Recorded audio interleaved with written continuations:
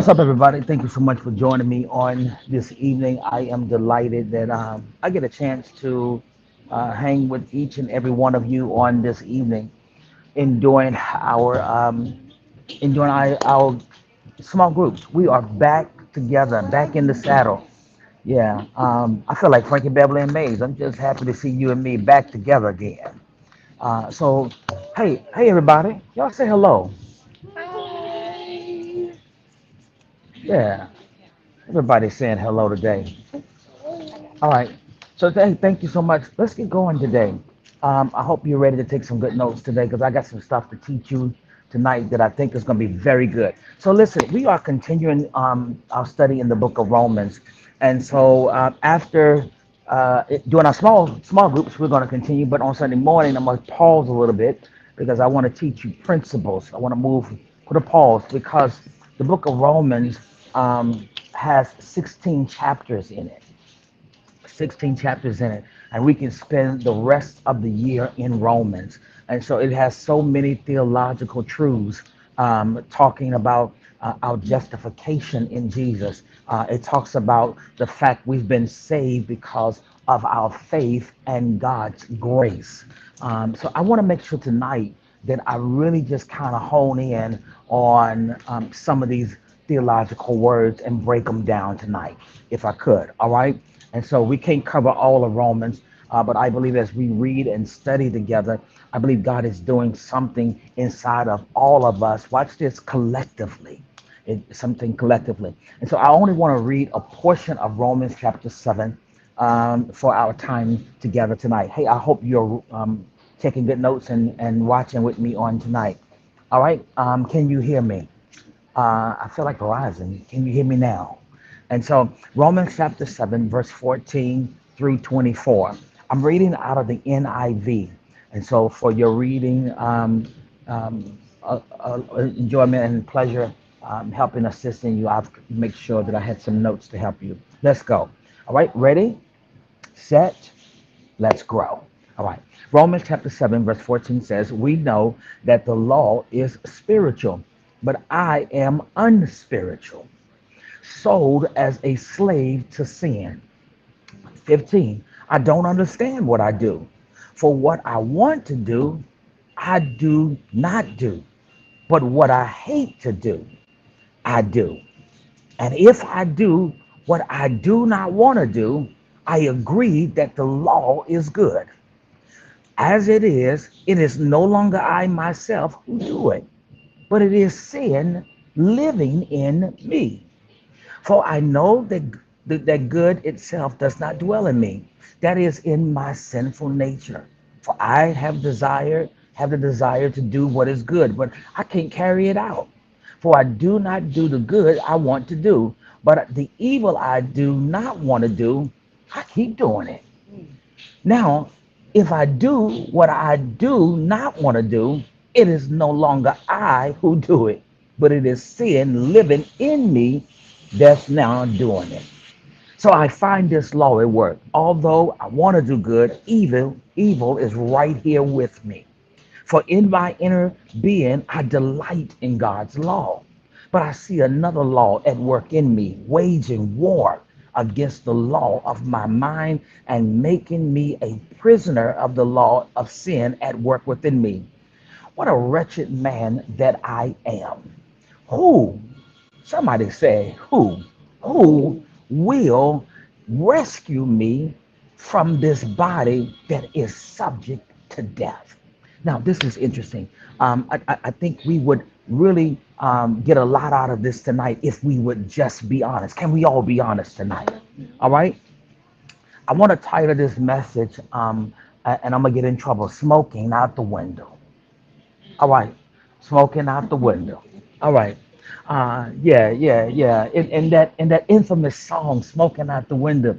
Yeah, he says, got me all up in here in Tiffany's, buying her a ring.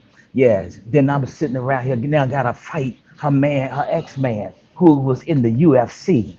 Why she keep doing this to me? Well, I want to flip it tonight. My wife is saying, "Oh my Jesus, how in the world he does this stuff?" I want to flip it tonight because the she that keeps doing it is sin. How do I keep allowing sin to keep doing this to me? Paul said it that it ain't me, it's sin working in me. Yeah, yeah. He said, I can't believe this. Got me smoking out the window, got me stressed out. Paul says, I'm stressed out here. And I want to ask many of you all tonight, do you ever feel like there are two versions of you? Wow. You ever feel like the, yeah, I want to make sure I see the, yeah, good evening. Hey, Siobhan. You ever feel like there's two versions of you? It's like the public you and then the private you. The Sunday, you know what? Can I be honest? I feel like it's more than just two versions of me sometimes. I feel, can I just be honest tonight? I feel like there's seven different versions for one for each day. You know, I think some of us need to go sit somewhere on somebody's couch and just talk this through. Yeah, we got that Sunday morning version. Praise the Lord. We got that Sunday morning. Then we got that Monday version. Get out my face, it's Monday morning. I don't feel like it. You know, we got that Tuesday. Yeah. All right, I had to drag myself up in here. Huh? Yeah, we hang it up on Tuesday. Then we got Wednesday. Yeah, yeah. So we got many different versions of us. And so as we look at our life, so often we feel the tension of the struggle going on in us. And many of us have a struggle, write this down, of consistency. Oh, y'all, we all struggle with that. Come on, yeah. Do you sometimes throughout the week feel like you're a different person? You know, we got that consistency of struggle. Remember in January, you said in January, this gonna be my year to lose 10 pounds. You said, yeah, but instead of losing it, you gained 10 pounds. Yeah. And so this gonna be my year. I'm going back to school. You ain't went yet. You ain't even fill out the application. Yeah, this gonna be my year. I'm gonna start reading more books. One book a month. We in trouble. We in trouble. We in trouble. Yeah. This gonna be my year. I'm going to improve. And have you? I'm going to improve by going to the gym. You never even made it to the gym in January. Yeah, but come July, yeah, you ever go to the gym in January? If you ever went, it's packed out in January. I have to look literally on my app and say, how many folk in here before I go? Jam packed in January. But by March, it's a ghost town. Yeah, you can throw a rock up in there. It's good. You're good to walk up in there. Yeah, I think we have trouble fulfilling our commitments. Can we agree? I think we have trouble fulfilling our commitments if we're going to be honest tonight. And so many of us struggle with consistency, fulfilling our commitments. Yeah, we struggle with that. A lot of us would say, well, I believe in Jesus and I've surrendered my life to Jesus, but I still struggle with common sin.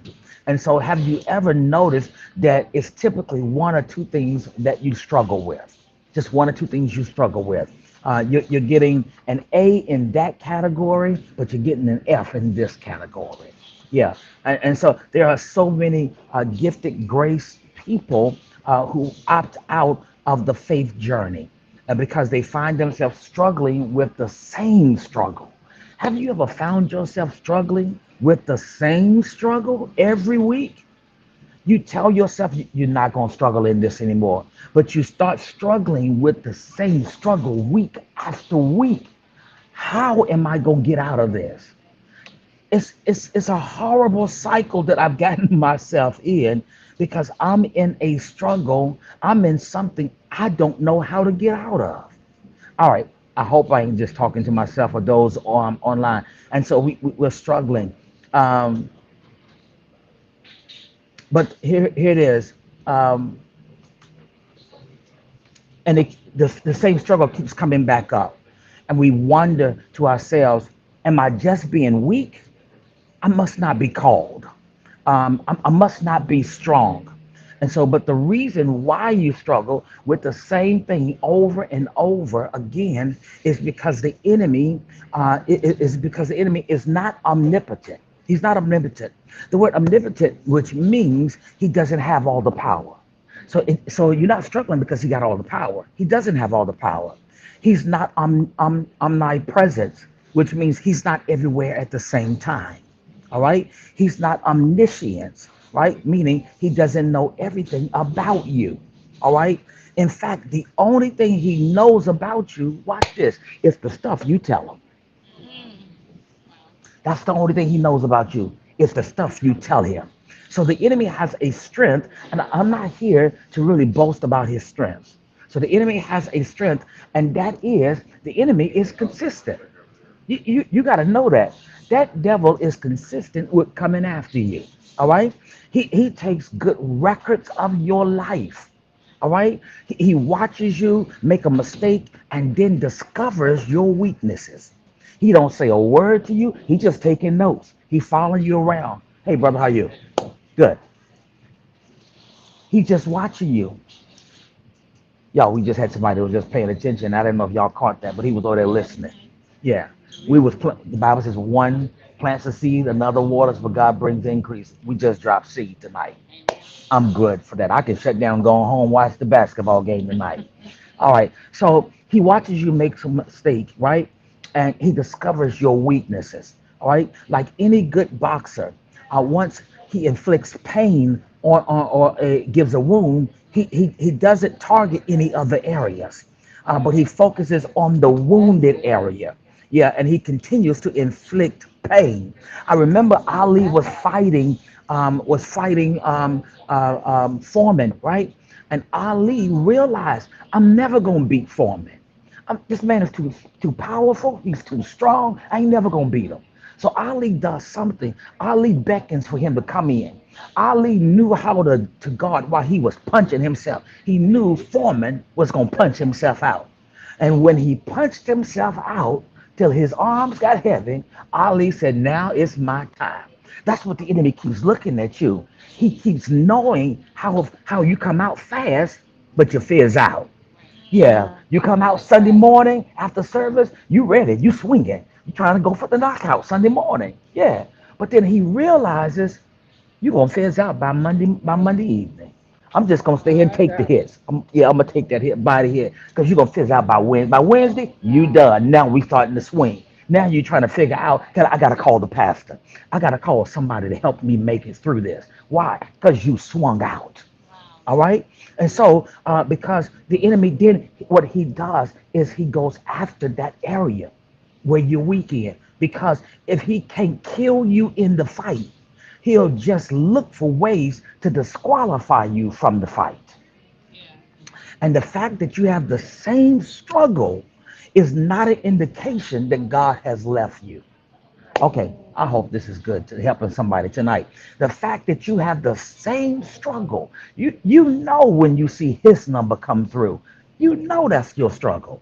You know when you see her number come through, that's the problem. You know when you go to that job and you know, here comes that hellacious coworker. You already know what's getting ready to happen. And yet you don't even go another way. You walk right into it. All right, all right. And so, rather, it's not an indication that God's left you, but rather it's an indication that you are a threat to the enemy. All right? If you can just be honest for a moment. All right? See, our deepest fear is that we would be called and considered. Write this one word down. Here's our deepest fear. We don't want to be called a hypocrite. We don't want to be called a hypocrite. All right? We don't want to be called a hypocrite. Can I encourage you tonight? Here's an encouragement word. We all hypocrites. So that ought to encourage you. We all hypocrites. All right. Here's the Apostle Paul. He is the greatest apostle who has ever lived and wrote most of the New Testament. And here he is in Romans chapter 7, and he sounds like a Dr. Seuss tongue twisted, conflicted man. That I do. Did y'all see that word do over and over? That I do. That I do. It's like, Paul, really? What are we doing here? All right. And so he's depicted for us a picture of struggle. That I have these convictions, but my character doesn't match my convictions. Oh, you got convictions. Oh, yeah, you strong with them, but your character don't match it.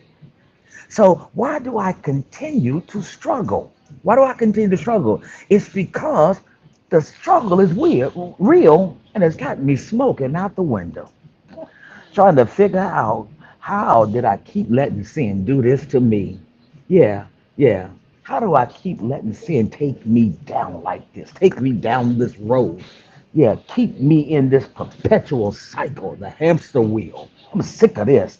So it's got me smoking out the window. Yeah. And so I'll submit to many of you all tonight that the only thing that makes you a hypocrite, watch this, is behaving as if you ain't got a struggle. That's what makes you a hypocrite, is behaving as if you ain't got a struggle. Everybody got a struggle. All God's children got a struggle. It's like, oh, well, you got a struggle, and you got a struggle, and you got a struggle. We all got one. Yeah. And so this is Romans 7 is a very misunderstood chapter out of the Bible. Part of it is because of its placement. Romans chapter 6 is a big, massive declaration that Paul makes as he proclaims, watch this, I have died to sin. That's in chapter 6. I died to sin. We died with Jesus, which means we've been resurrected with Jesus, right? So now Christ is living through us and we have died to sin. But then that's Romans 6. But Romans 7 is kind of confusing. Because if Romans 6 said you died, resurrected with Christ, you living high now. Why are we back here in Romans 7? All right, it's confusing because Paul just makes this big statement about how he's dead to sin, right? But now in Romans 7, he's talking about how he's struggling with sin. Many times you could ask why you don't go from Romans chapter 6 to Romans chapter 8. Just leave out 7. Go from 6 to 8, right? That talks about the spirit. Romans chapter 8 talks about the spirit interceding for us, right? All right, watch this. This is interesting. Talks about the famous verse that we all like to quote out of Romans chapter 8. For we are more than, oh, y'all know it. Y'all know it. You're more than conquerors, right? And it seems like the better writing would be is to go from chapter 6 to chapter 8. I'm glad he doesn't because he doesn't skip over humanity. Did y'all catch that? See, it's one thing to now ride high, then skip over and talk about we're more than conqueror. Yeah, the church is going crazy at this point. Church is screaming. But let's stop for a moment. Let's talk about, wait, but while we in the middle, sometimes we gotta struggle. Yeah, yeah, you got your highs and your lows. Is this making sense to anybody? Is this making sense to anybody this night? All right, so watch this. Romans 7, he talks about he's more than a conqueror. All right. He actually wants to tell us that there is a struggle tension that we all deal with. All right. In fact, what he really poses in Romans chapter 6 is we haven't just died to sin, but he talks about something in 6 and it leads into Romans 7, which is much deeper. All right, watch this. He also tells us that we have died, write this down, to the law. You didn't just die to sin, you died to the law. All right, I hope y'all write these words down because I'm breaking these words down tonight. We died to law. All right, it's important we understand this. Why is that important? Because every one of us, if you are a follower of Jesus, we haven't just died to sin, but we equally died to the law. LAW. All right. The way Paul illustrates this in Romans 7 is he will give you a picture of marriage. All right. This past Saturday, Lady A and myself celebrated 17 years of marriage. All right.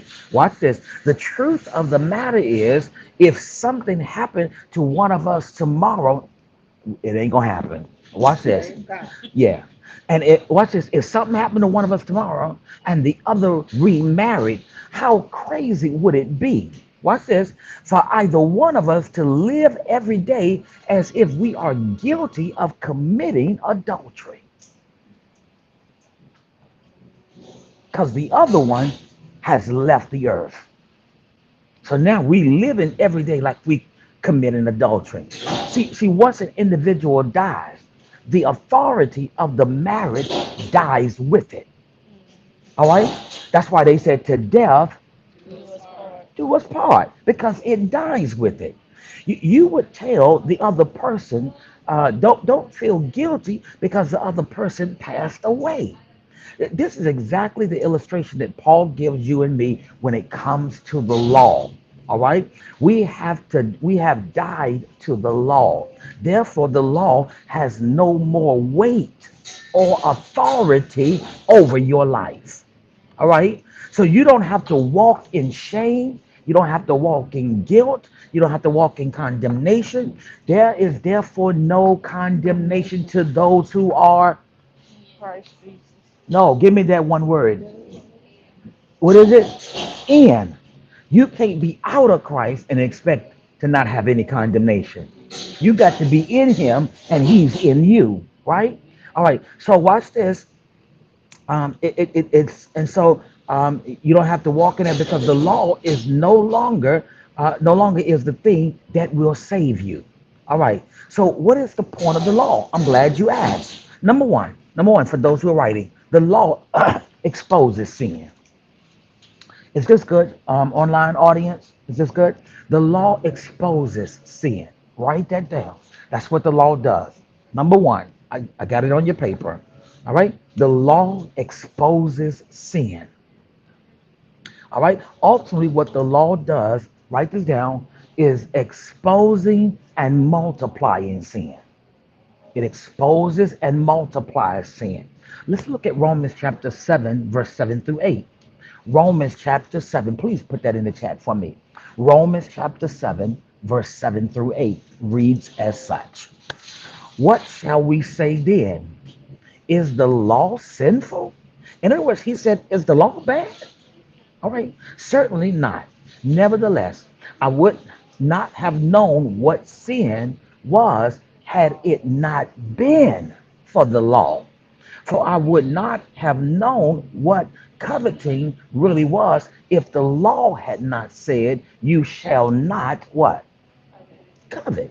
But sin, seizing the opportunity afforded by the commandment, produced in me every kind of coveting. For apart from the law, sin was what? Dead. What Paul is trying to get us here tonight at this table and online to see is that the law exposes and multiplies sin. All right? He said, I wouldn't even know what coveting was till somebody wrote the rules down. It tonight, I was on my way to Panera, right? For our study. I was sitting at the stoplight and the light was red. The people in the on the left, the two lanes on the left of me turned green.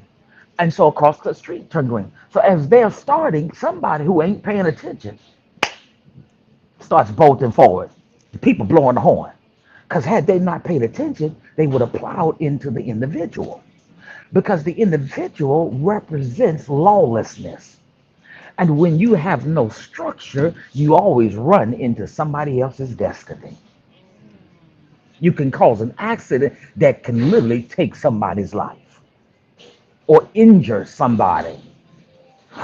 So Paul said, I wouldn't even know it if it weren't rules. So you got to have rules, you got to have structure. Without that, it's the wild, wild west out here. Y'all got that? Oh, defund the police. Okay. If you defund the police, who you gonna call when they break in your house? You gotta have structure. Now, there's some folk on the force may not be right. We got to deal accordingly. But we can't defund everything. We can't get rid of everything. All right? So watch this, watch this, watch this. He said, I wouldn't even know what the rules were if somebody didn't write them down. Now that the rule is there, not only do I see this in my life, but it is also increasing and multiplying in the sin of sin in my life. Multiply and increase it of sin in my life, the law. And so some of us do pretty good in life until someone tells us not to do something. Did y'all catch that? You do pretty good in life until somebody tell you you can't have that. Yeah, yeah. My parents, I grew up in a very strict apostolic house.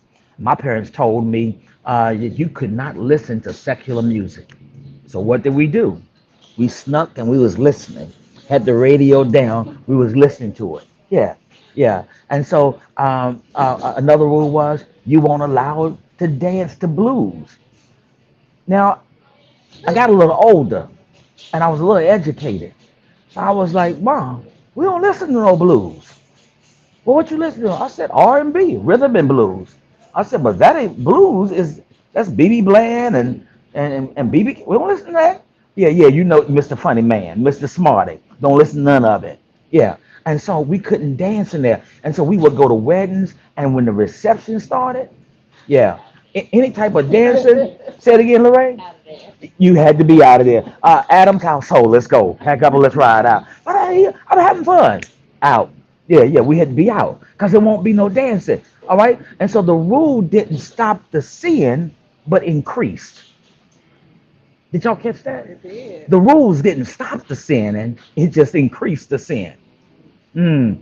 Yeah, you can see this all over society. Y'all remember that infamous group years ago? Ice Cube, Snoop Dogg, yeah, Red, yeah, yeah, Yellow. Y'all remember that? Dre. They were Red and called yellow. NWA. NWA. NWA. Y'all remember them? Yeah. All right, all What's right. the red and yellow? Red and yellow. Yeah, y'all had to go back and listen to that music and understand that. Okay. Yeah, so they were called NWA.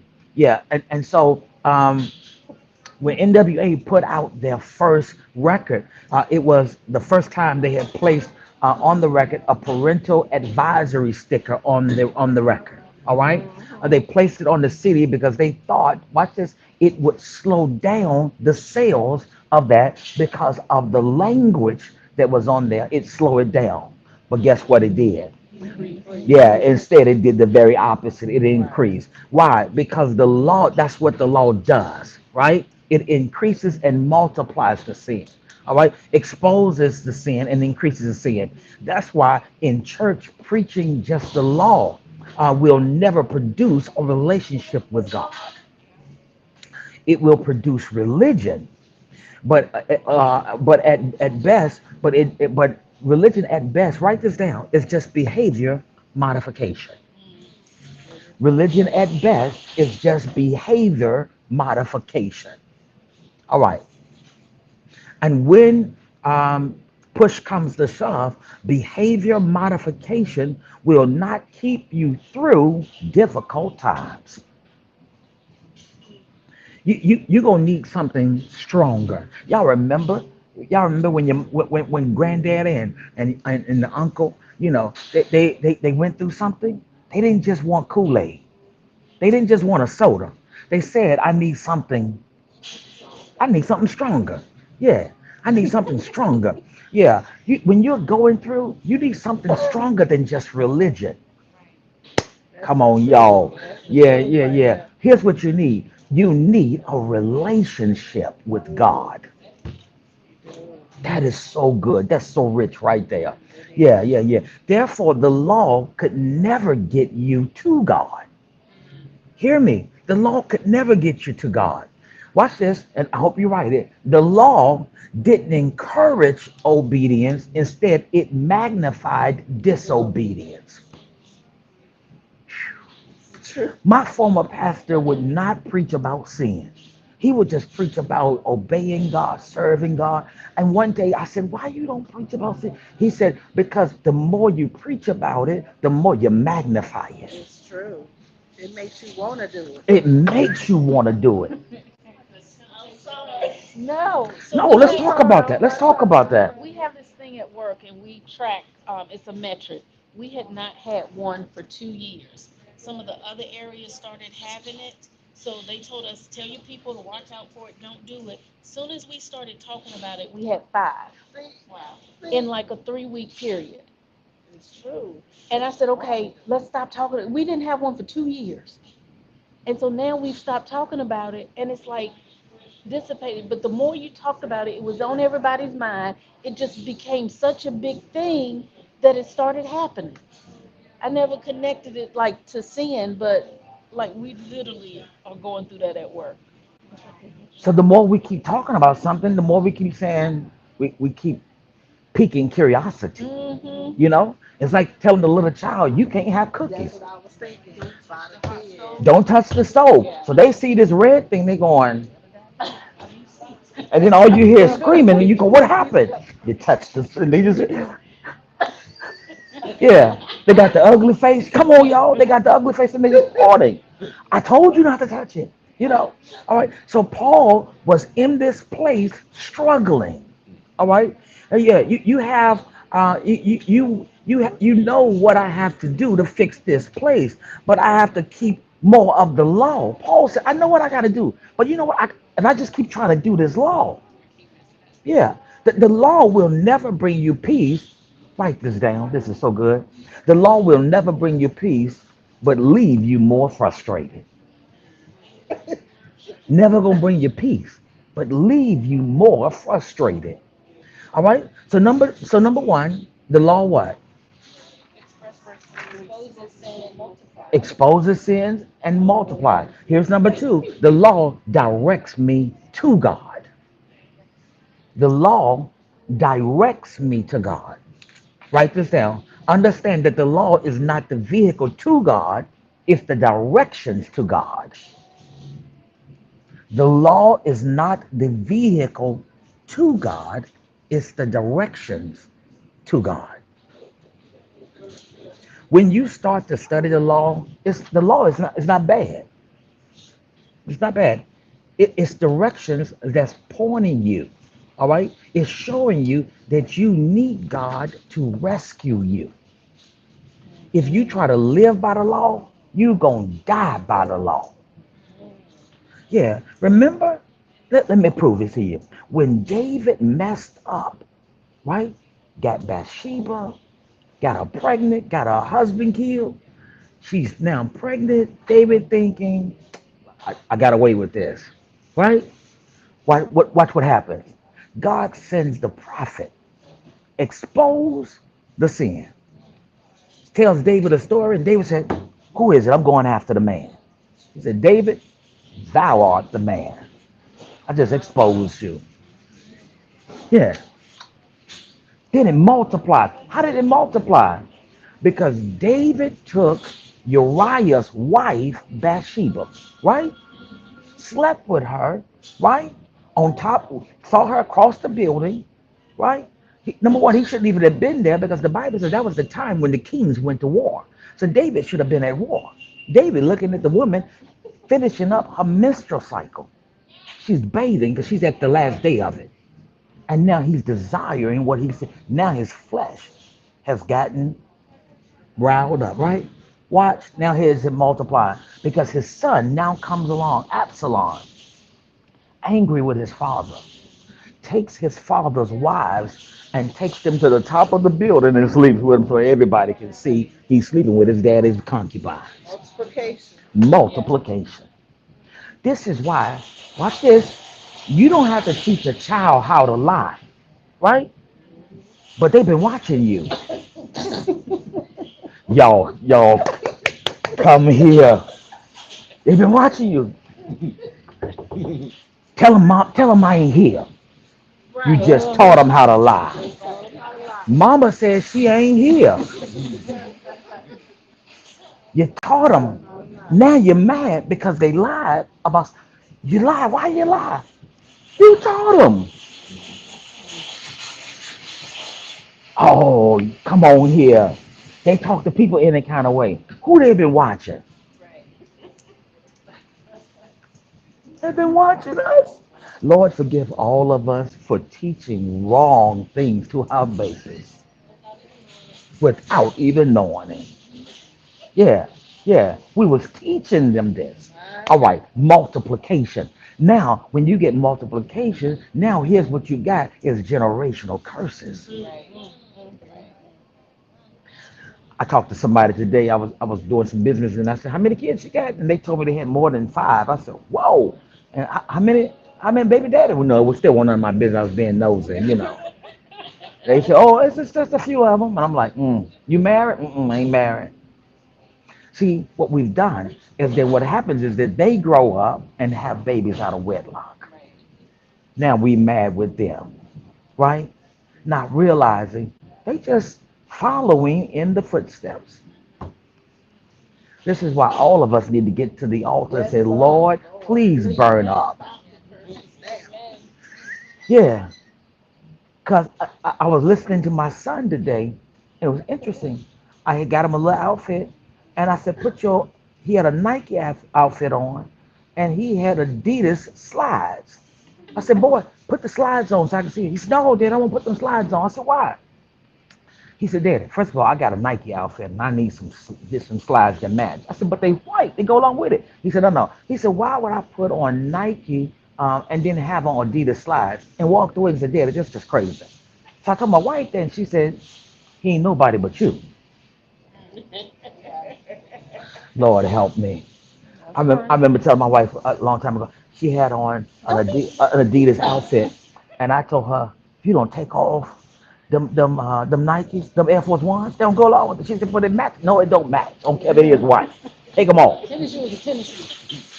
So some things we are teaching our children that ain't right. So Lord help us all. Can I help us, Jesus? Help us, Jesus. Yeah, help us to get some stuff right. All right, let me keep moving. The law will leave you frustrated. All right. And so when you start to study the law, it's not bad. It's directions that's pointing you to God. All right. It's showing you that you need God to rescue you. And if you try to live by the law, you'll die by the law. Watch this. This is so amazing. When David messed up, right? David wanted the baby to live. But in order for David to have a future, God had to let some stuff die. How many times have we prayed and God let the relationship live? And God said, because if I let that live, a baby will come out of that relationship that's going to stop my hand from blessing you. And I got to now let y'all part ways. Lord, it hurt my heart. You sitting there balled up in a knot crying. He said, you're going to get over it. Because when you see what I got for you a few years down the road, you're going to look back and say, why was I ever crying over that when I got this? So now you want me to tell my testimony. Shady. I ain't telling. I'm moving on. Romans 6 and 14. Let's get there. Romans 6:14. Y'all got it? Romans 6 and 14. It says, for sin shall no longer be your what? Ooh, wait a minute. I quit. I gave my resignation. Thank you, Jesus. Sin shall no longer be your master because you are no longer under what? I ain't under the law anymore. Yeah, but what am I under now? Ooh, y'all, this is where the church ought to be shouting right here. I'm under grace, not law. Watch this, because to be under the law meant you had to do something to get God. But I'm no longer under the law, I'm under grace. And what does grace mean? Write this down. Grace means God did something for me. I didn't have to do anything to get him. He did something for me. The law indicated the sickness. Grace brought the cure. Ooh, that's what you ought to thank God for grace. Law indicated the sickness. Grace brought the cure. I don't live under the law, but I live under grace. I could never keep the law or do good enough deeds, right? The law doesn't get me to God, it directs me to God. So where I beg for mercy and plead for grace, and God, who is rich, gives me all mercy. And so if your good deeds could save you, then Moses' job would have been done in the Old Testament. Moses wasn't enough because he was just prescribing the law. All right? And the law was just directing me to God. Right? but I still needed a Savior. The law told me what I did and pointed that way, but I still needed a Savior. All right? So when we cry out to Jesus, he saves us. All right? When Jesus saves me, there's an important theological word that I want you to write if it's not already on your paper. I think it is. It's an important theological word. Here it is, justification. All right? Somebody say justification. Yeah, that's an important word called justification. What does justification mean? Justification means right standings with God. Put that in the chat. Justification means right standings with God. So because of Jesus' sacrifice on the cross, he paid for all my sins. All right? Both past, present, and future. His righteousness, this is a really good statement, was imputed to us. What does the word imputed mean? Please type this in the chat. Type the word imputed, right? His righteousness was imputed to me. What does imputed? Imputed means it was transferred into my account. Ooh, you ever had a negative balance and somebody transferred some money into your account? Hey, All right, so it was transferred into my account. Therefore, because I am justified. All right, now when God looks down on me, he doesn't see all of my sin. He sees his son Thank Jesus. you, Lord. So thank that's you. good. Y'all remember what Jude said, right? Jude said, now unto him who is able to present me. Faultless. Wait a minute, wait. How he presenting you faultless? Y'all know what y'all did? Right. But the blood. Yeah, amen. Thank God for the Ooh, blood. I felt that there, right there. I felt that. Thank God for the blood. Thank God. Because the blood, when he looked at me, the blood's all over me. That's why every morning when I'm on my face, I'm pleading the blood over my children. I'm pleading the blood over my wife. I'm pleading the blood over me, both past, present, and so when God looks at me and judgment is passed, it may be passed to my neighbor, but it'll be like the Old Testament that when I see the blood, I will. So now your neighbor gets taken out, and you're going, that might have been meant for me, but God. All right, is this helping anybody tonight? Therefore, he looks at me and sees his son. But there's another word I want to teach you before we leave out of here tonight. All right? Here's the next word, sanctification. Sanctification. That's on your paper. Sanctification. Here it is. What is sanctification? I'm glad you asked.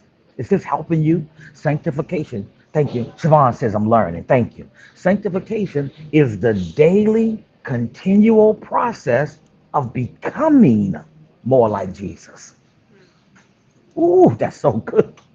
Why is that good? Let me say that one more time before I move forward. It's the daily, continual process of becoming like Jesus, which means I ain't arrived yet. That's what it means. Ooh, this is what the Bible says. When we see him, we shall be like him, which means if I ain't seen him yet, I still got work to do. Still no. got He still got work to do because he's shaping me. I'm still on the potter's. Jeremiah said, the Bible says, go down to the potter's house. Looks over the shoulder of the potter. He's working. And sometimes the potter, even though it looks finished, he takes the lump, throw it off, crushes it, and put it back on. Starts all over again. Had too many lumps.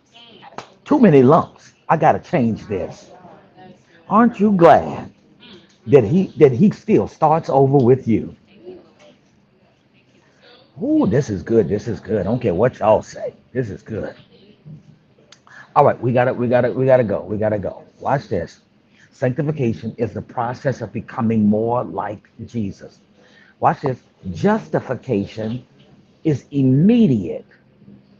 All right? That's immediate. When I confess My sin, my sins, believe in my heart. God raised Jesus from the dead. Justification just entered into my life. It's immediate. Watch this. But sanctification is a process. Justification is what? Write this down. Write this is too good. And I'm gonna conclude. Justification is my eternal standing. Watch this with God. Justification is my eternal standing with God.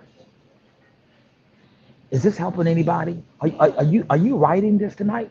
Justification is my eternal standings with God. But watch this. Sanctification is my earthly standings with others. Justification is my eternal standing with God. Sanctification is my my earthly standing with others. The word that we find hope in is the word process. Becoming like Jesus is a process. All right? If you came last Sunday, gave your heart to Jesus, great. In one moment, you were just justified because justification is immediate. Sanctification is a process. All right? So if you came, gave your heart to God, great. Justification entered into you. You're going to spend eternity with God. Right?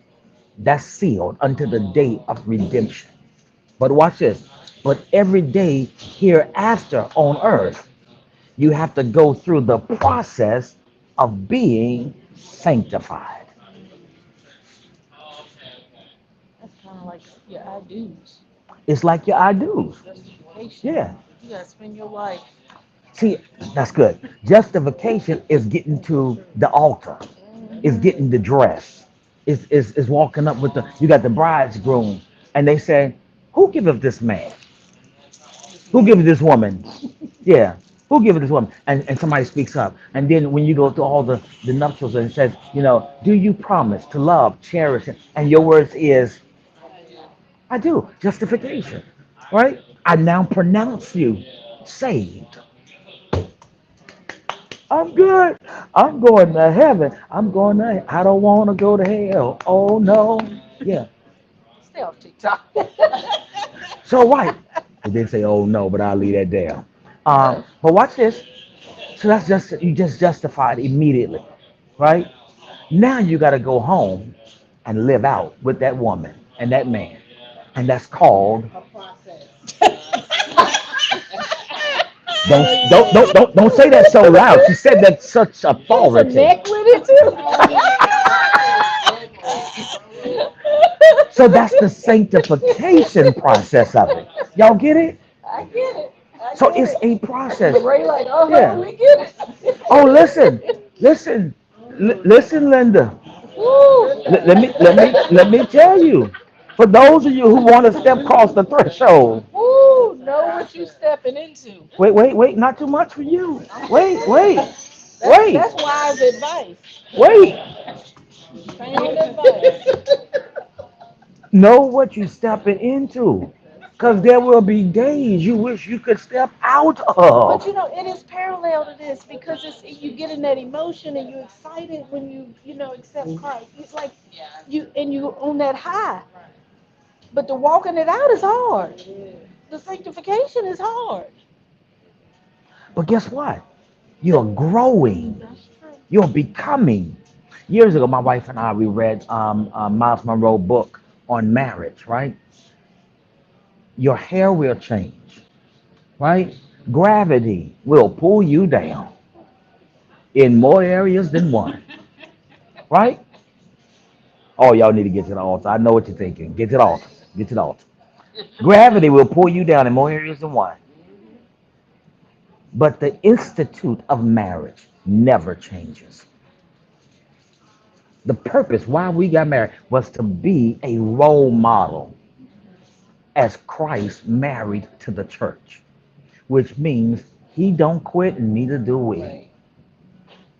walk away. No, no, no. You in this for life. For life.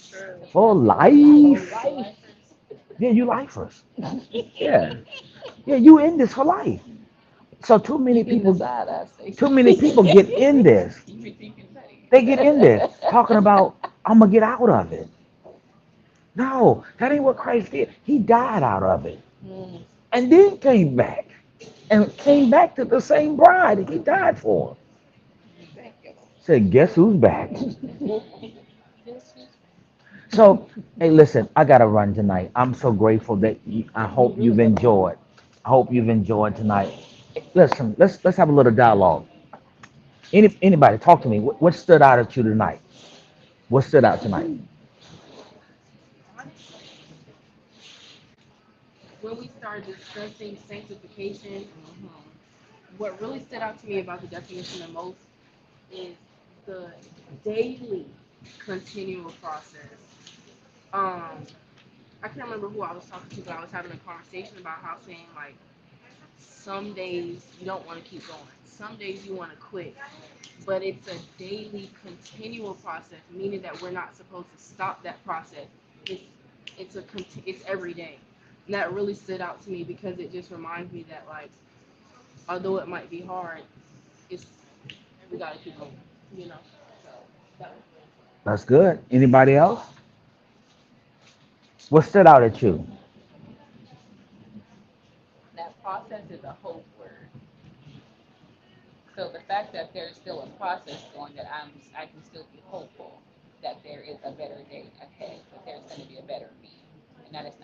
Oh, that's good. That's good. Listen, watch this. We always quote this one scripture: "Weeping may, endure for a night, but joy what? comes in the You morning. know why it's coming?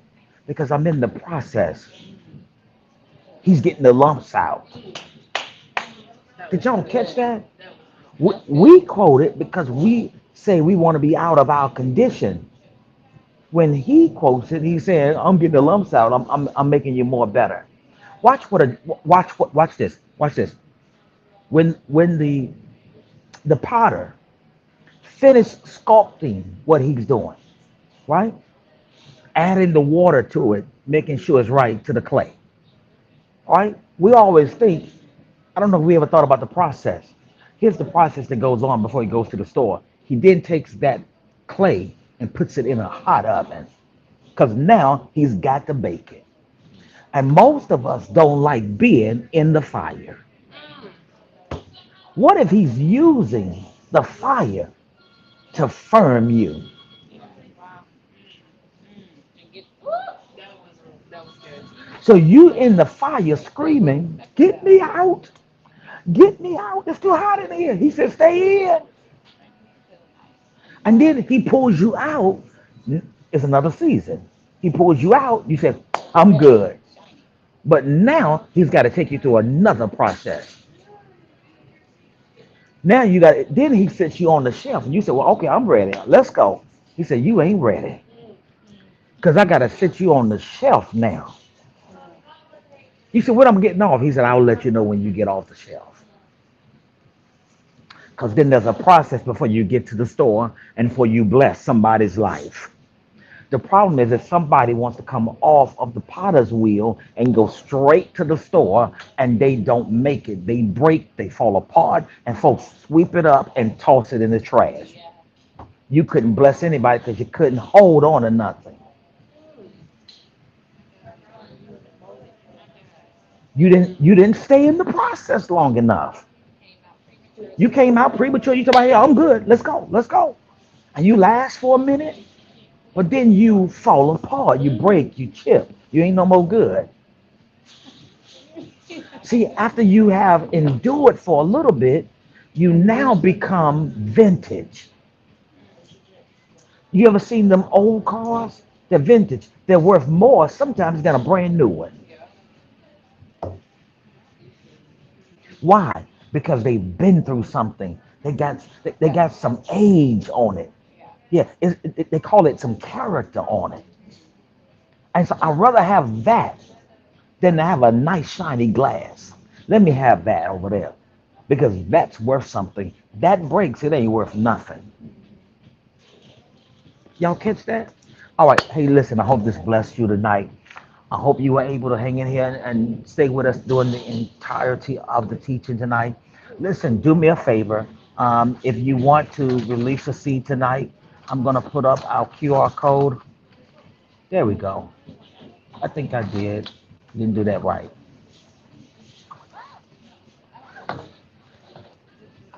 There we go. All right, see right here. Scan that QR code, and you're more than welcome to to send a seed tonight. You're more than welcome to attach a seed to it tonight.